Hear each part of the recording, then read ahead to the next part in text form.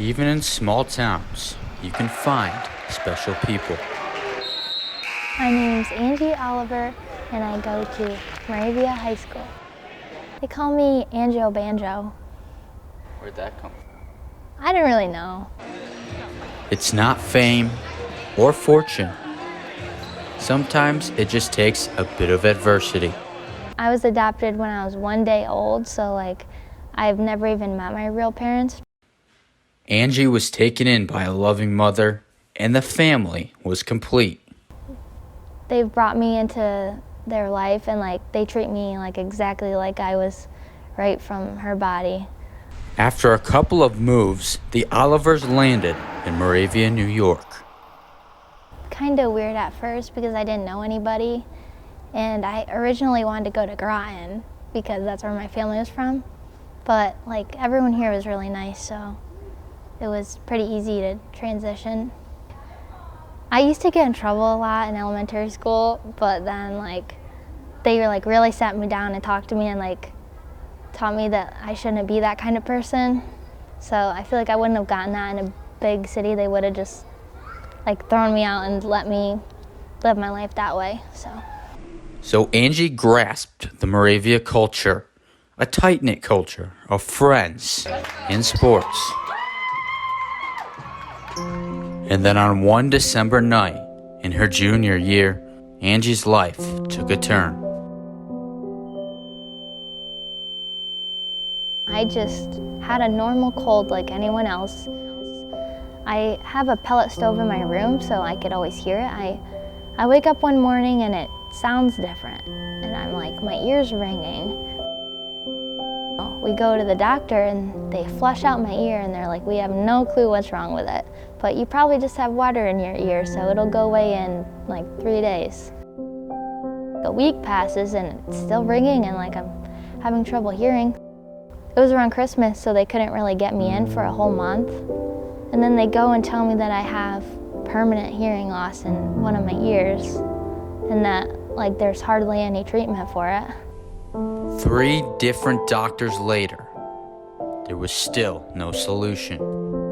It's been extremely difficult, but I've always kept a really positive attitude. Every time someone's that's horrible, I'm just it could always be worse. I can still hear out of one ear, and I'm a lot more lucky than people think. Every situation could always be worse, so you just have to keep that mindset that you can get through it and you can be happy in any situation. So she carried on, continuing to do the things she loved. But just shy of taking the field for her senior season, she injured her knee. So 2 years ago, I was playing in an AAU tournament and I felt my knee twist. So I went to the doctor and they said, I just sprained it. This past summer, during another AAU tournament, it started to pop out of place. And then one night it didn't pop back in. So it was out of place for an hour and I was on the floor screaming because it was kind of stuck. Then more bad news.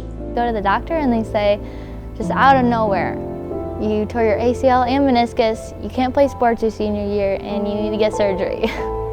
She'd been playing on a torn knee for almost 2 years. It was difficult, even being a part of the team because I knew that I would never be a part of it. I would cry a lot because I was just I felt it wasn't important. I didn't have an important role on the team. I was just there. Given the obstacles she had already faced, she was determined to find a way. Really hard, hearing everyone tell you that you're not gonna play and that I can't recover faster than usual.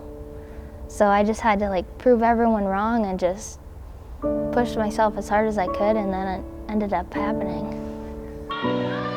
Making her way back on the floor in January, just 6 months after surgery. Angie Oliver. Senior night being the cap to an incredible comeback. Hearing that I was gonna start, I didn't think I would ever do that again. Tonight for the Devils, Number 12, Angie Oliver.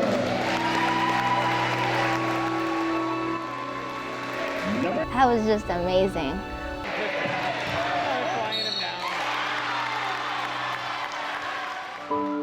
Hearing the crowd and everyone cheer so loud just whenever I got the ball, that meant the world to me.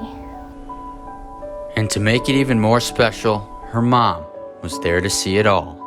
My mom means everything to me. Again, I didn't know that I was gonna be able to play, so I just thought I was disappointed that she wouldn't be able to experience that. She was crying just because she was so happy that I could be out there and be playing.